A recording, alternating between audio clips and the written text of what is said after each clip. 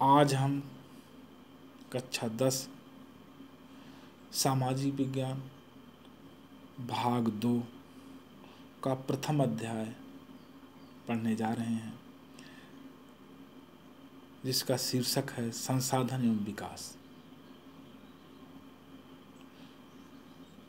सबसे पहले हम जानेंगे संसाधन किसे कहते हैं। हमारे पर्यावरण में उपलब्ध प्रत्येक वस्तु जो हमारी ज़रूरतों को पूरा करने के लिए प्रयोग की जा सकती हैं, उसे संसाधन कहते हैं। या हम इसको दूसरे शब्दों में कह सकते हैं, मनुष्य की आवश्यकताओं को पूर्ति करने वाले साधनों को संसाधन कहते हैं। जैसे कोयला, पेट्रोल। पेट्रोल हमारी ज़रूरतों को कैसे पूरा करता है या हमारे लिए कैसे संसाधन है। जैसे कार हम चलाते हैं, पेट्रोल के द्वारा चलती है। बाइक चलाते हैं, पेट्रोल के द्वारा चलती है। इस तरह से हम देखें तो यह हमारी आवश्यकताओं की पूर्ति करती है, इसलिए यह भी एक संसाधन है।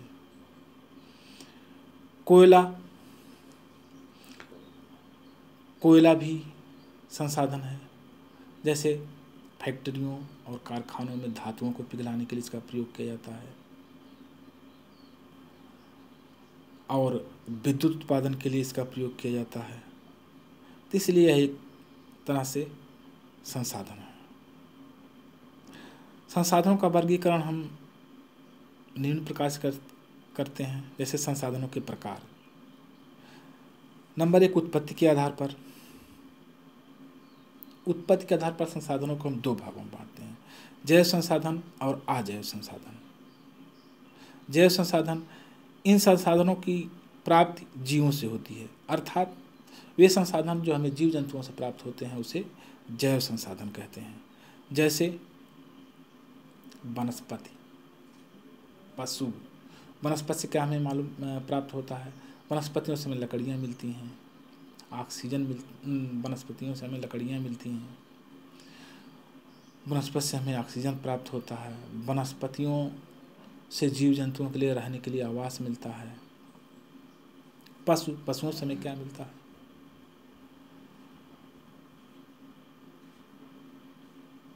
पशुओं से हमें ऊन मिलता है, दूध मिलता है, मांस मिलता है।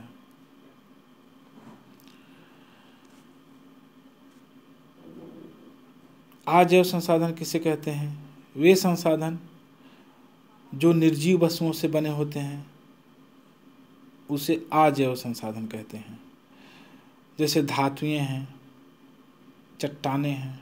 धातुओं में जैसे लोहा है, सोना है, चांदी है, जस्ता है।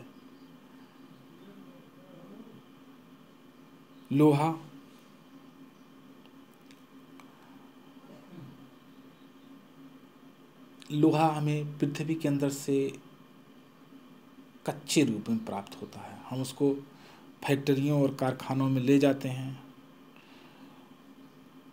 और उसको रिफाइन करके शुद्ध करते हैं। इसके बाद पक्का लोहा बनता है, तब यह हमें संसाधन के रूप में प्राप्त होता है। चट्टानें किससे कहते हैं? पृथ्वी की रचना जिन तत्वों से हुई है उन्हें चट्टान कहते हैं। चट्टान कितने प्रकार की होती हैं? चट्टान 3 प्रकार की: आग्नेय, अवसादी और रूपांतरित। इनसे हमें इन चट्टानों में फसलें उगाते हैं, खनिज पदार्थ प्राप्त करते हैं। इसके बाद हम समाप्यता के आधार पर संसाधनों को बांटते हैं। समाप्यता अर्थात जिसकी सीमा होती है, जिसकी लिमिट होती है। लिमिट के आधार पर हम इसको बांटते हैं। इसमें हम नवीकरण संसाधन और अनवीकरण संसाधन 2 प्रकार के संसाधनों को बांटते हैं। वे संसाधन जिन्हें भौतिक या रासायनिक क्रियाओं यंत्रों द्वारा दोबारा बनाया जा सकता है।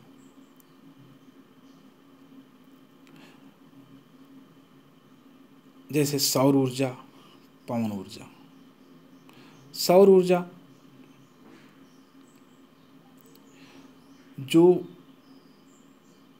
कभी खत्म ना होने वाला। जैसे हम जिसके द्वारा हम जो है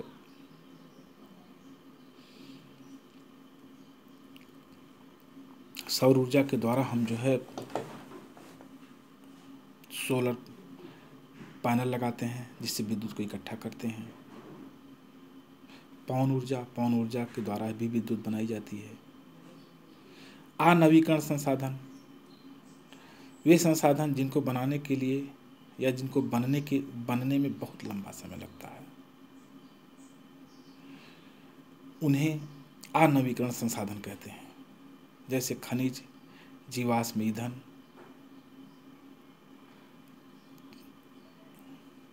खनिज तथा जीवाश्म ईंधन, ये संसाधन एक बार प्रयोग के बाद खत्म हो जाते हैं। अनवीकरण संसाधन एक बार प्रयोग करने के बाद इनका प्रयोग दोबारा नहीं किया जा सकता। जैसे कोयला है, पेट्रोल है, कोयले का एक बार प्रयोग हो जाए फिर दोबारा इसका प्रयोग नहीं हो सकता। उसी प्रकार से पेट्रोल का भी एक बार प्रयोग हो जाए फिर दोबारा इसका प्रयोग नहीं हो सकता।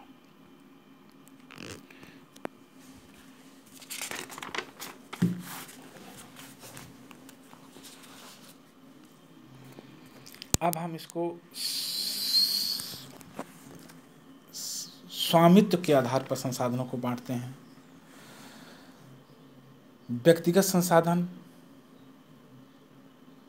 किसे कहते हैं? ये वे संसाधन होते हैं जो निजी व्यक्तियों के स्वामित्व में होते हैं, अर्थात वे संसाधन जिस पर एक ही व्यक्ति का स्वामित्व होता है या एक ही व्यक्ति का अधिकार होता है, उसे व्यक्तिगत संसाधन कहते हैं। जैसे भूमि, मकान, खेत, कार, अन्य जायदाद जो होती हैं वो व्यक्तिगत संसाधन के अंतर्गत आती हैं।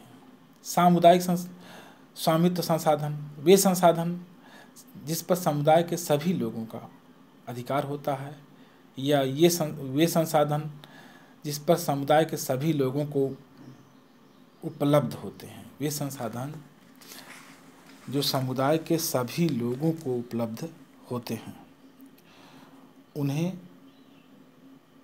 सामुदायिक स्वामित्व संसाधन कहते हैं। जैसे शमशान भूमि है, तालाब है किसी गांव में, वहाँ पर निवास करने वाले सभी समुदाय के लोगों का उस पर अधिकार होता है। उसी प्रकार शमशान भूमि भी होती है जिस पर सभी लोगों का पूर्ण रूप से अधिकार होता है। इसके बाद अगला है राष्ट्रीय संसाधन, ऐसे संसाधन जिस पर देश की सरकार का स्वामित्व होता है।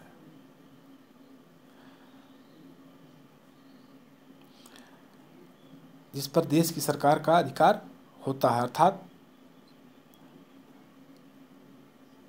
देश की सरकार को अधिकार है कि वह व्यक्तिगत संसाधन पर भी अधिकार कर सकती है। जैसे कैसे संसाधन ये होते हैं भाई, राष्ट्रीय संसाधन जो जैसे खनिज है, जल संसाधन है। लेकिन व्यक्तिगत संसाधन क्या होता है? व्यक्तिगत संसाधन वो संसाधन होते हैं जैसे कुछ लोगों को भूमियाँ आवंटित होती हैं, आवंटित जो भूमि होती है उस पर उनको लगान देना पड़ता है, कुछ न कुछ उन्हें देना पड़ता है सरकार को, और वह संसाधन उसे राष्ट्रीय संसाधन कैसे कहते हैं। जैसे मान लीजिए उस जमीन पर खुदाई में सोना मिल गया, तो जिस व्यक्ति को सोना मिला जब तक सरकार नहीं जानती तब तक तो माला माल हो गया, लेकिन जब सरकार उसको जान गई तो उस पर राष्ट्रीय संसाधन घोषित हो जाएगा, उस पर पूरे राष्ट्र का अधिकार हो जाएगा या सरकार का उस पर अधिकार हो जाएगा, उसे राष्ट्रीय संसाधन कहेंगे। तो इस तरह से खनिज संसाधन, जल संसाधन, वन और रेल आदि जो है ये राष्ट्रीय संसाधन के अंतर्गत आते हैं। अंतर्राष्ट्रीय संसाधन, कुछ अंतर्राष्ट्रीय संस्थाएं जिनका नियंत्रण करती हैं। ये अंतर्राष्ट्रीय संस्थाएं या संसाधन कौन कहलाते हैं? जैसे भारत है, भारत के समुद्री सीमा में कम से कम 200 मील की दूरी के बाद जो संसाधन प्राप्त होते हैं उस पर वह अंतर्राष्ट्रीय संसाधन कहलाते हैं। चाहे उसमें से पेट्रोल निकले या जो भी खनिज पदार्थ निकले, उस पर जो है अंतर्राष्ट्रीय संस्था का अधिकार होता है। इस तरह से जो है हम वर्गीकरण के अनुसार जो है हम इसको बांटते हैं। अब हम अगला जो बांटते हैं विकास के स्तर के आधार पर, तो हम जो है अगले वीडियो में इसको हम प्रस्तुत करने जा रहे हैं।